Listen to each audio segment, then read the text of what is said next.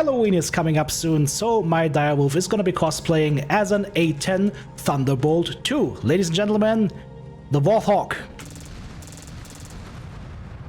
Hi friends, I'm TTB. Welcome back to Clan Engineering. Today's mech is the direwolf in a quadruple 4x Ultra AC10 configuration that is going to absolutely annihilate the enemy and also your line of sight, because there's going to be so much smoke you will have trouble to determine where it is up and down. This thing is beautiful, has lots of ammo, doesn't overheat too quickly, and has the ability to delete an assault mech within literal seconds at okay ranges. It's actually super fun to use and something that is outside of our classic laser meta. So I thought to myself, why not just go ballistic today? And here we are.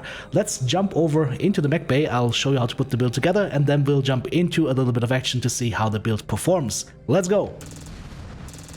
And here we are in our Mechbay, guys. If you're wondering what kind of paint job this is the Sherman paint job with the red, white, and blue. This thing screams America like no other mech. Let's have a look at the loadout. You're going to be using a couple of different models for this mech. You're going to be using the center torso from the direwolf Prime. You're going to be using the Bravo Omnipod system for the right torso, the left torso, the head and the right arm, and the W left arm. The legs are kind of unimportant. You can choose whatever legs you have lying around. There is literally no difference. Do take note though, if you're using a leg that has a double heatsink built into the leg already, that will be 1 ton heavier than what I am using right now. Now then, let's start with the center torso. I chose the direwolf Prime center torso because the Prime center torso has a little bit of extra armor compared to the ones that have weapons in them, for example like the Bravo or the S center torso. But what you could also do, of course, is to just choose a Bravo center torso and then add some armor in there, but that will go ahead and cut into, of course, your total ammo budget, so that's why we're not doing it. We've got the Bravo right torso, 1 Ultra Autocannon 10 in there, double heatsink, 1 ton of Ultra Autocannon 10 ammo, and a half ton for the standard armor pod. I mean, there would maybe be another option right here. Maybe you could also go with, let's say, for example, the S right torso if you have it, but that one's going to have a jump jet that's going to weigh in at 2 tons. Or you could also use the W right torso if you have that. That is not a problem because you only need the 1 weapon hard mount. On the left torso side, once again, for simplicity's sake, I'm using the Bravo Omnipod. We're using, once again, 1 Ultra Autocannon 10, 1 double heatsink, 1 ton of UAC 10 ammo, and another 0.5 tons with the standard armor pod. Then we jump over to the right arm. This is the right arm from the Bravo Omnipod. You could also use the S right arm if you have that.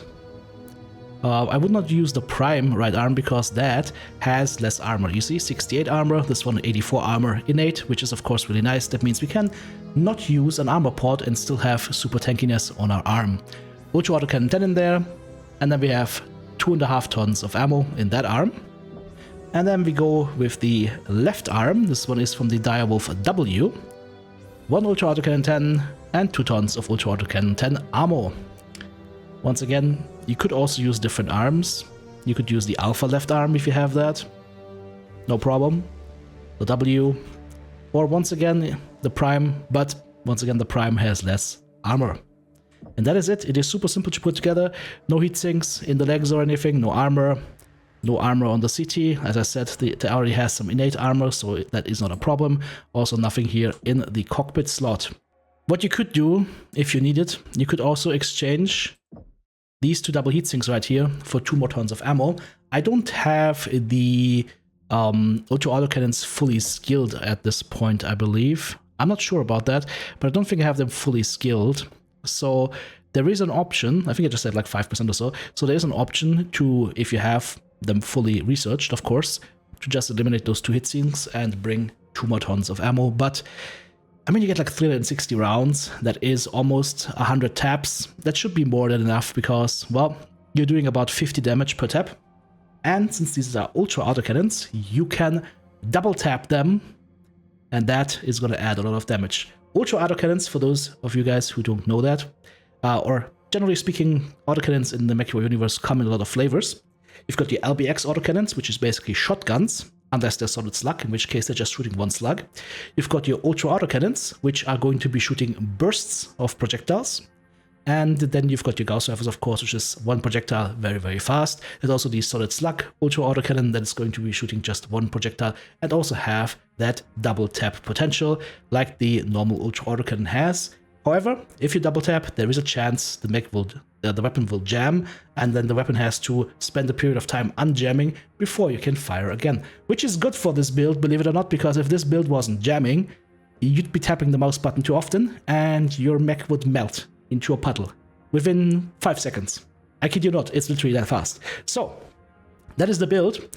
As always, if you have any questions about the build, just put them into the comment section. I would say we take our direwolf right now, and let's have a quick look at potential pilots, actually, to run this thing. And that, I think, is not a bad idea. And I think, on our side, Jade, not a bad choice. 25% ballistic cooldown is definitely gonna work. If you have somebody like Mia, for example, she's gonna get 25% ballistic cooldown plus 25% ballistic range and velocity. Combine that with Assault Mech's affinity and Direwolf affinity. Damn, that is crazy, because all of these go up by another 30%, because 1.1 and 1.2, that's 10%, and 20%, those stack. I don't know if it's multiplicative or additive, but it is a nice bit of a bonus there. Okie dokie, let's jump straight into our training mission. To our customary shooting gallery. Don't look at the other mechs, those are secret. Those are secret, those are special builds to come in the future. Let's go ahead and show you guys how this mech deals with the opposition. And the first thing, of course, that we always do is send everybody else to Timbuktu. And then we walk forward a little bit. Our optimal range is 600 meters, so something like that, this Igor right here. Let me just quickly set weapon firing groups, and I recommend you do the same. You're gonna have two firing groups. One is your burst group, the other one is your control group. Burst as in do as much damage as possible, control as in less heat, more controlled bursts. For example, that Igor, that would be the control group. Yeah. And as you can see, like 2 bursts or whatnot, this thing is spinning to win right now. I think we have a little bit too much impact on this. Can I stop the spin? Hey, physics! Beautiful. Alright, so that is the control group. The important thing to know is, if you have it on chain fire, you cannot double tap it. If you pay attention right now to the lower right corner of your screen, as I'm tapping this, doesn't matter how fast I tap it, if it's on cooldown, it's on cooldown, alright? However, if you have a target that you really want to make go away, then you use the burst group, and that looks like that. And there was a marauder there, somewhere. Let me show you what we can do with the Atlas. This is of course all jam dependent. I don't know if you've seen it on the lower right corner. You will sometimes see weapons just go on jam, and that means that we will have to spend a couple of seconds where the weapon cannot fire. That is because we double tapped it. But let's say we're laying into this Atlas like full on, we want to kill this thing, it needs to be gone yesterday, alright? Let's do that. You ready? Ah, 2 guns jammed. If they don't jam, it goes even faster. Let's see if we can do it faster. Yeah, that's an Atlas. Once the smoke clears, that thing is gone. And look at the heat. It's not that bad, is it? Now we've got a full jam. That's the other side of the puzzle. If you get a full jam, well, you're waiting a little bit. Not a big issue though, because it's gonna unjam in a couple of seconds, right? So, with the jams, this build, funnily enough, self-regulates in the amount of damage that it does and also the amount of heat that it produces. But,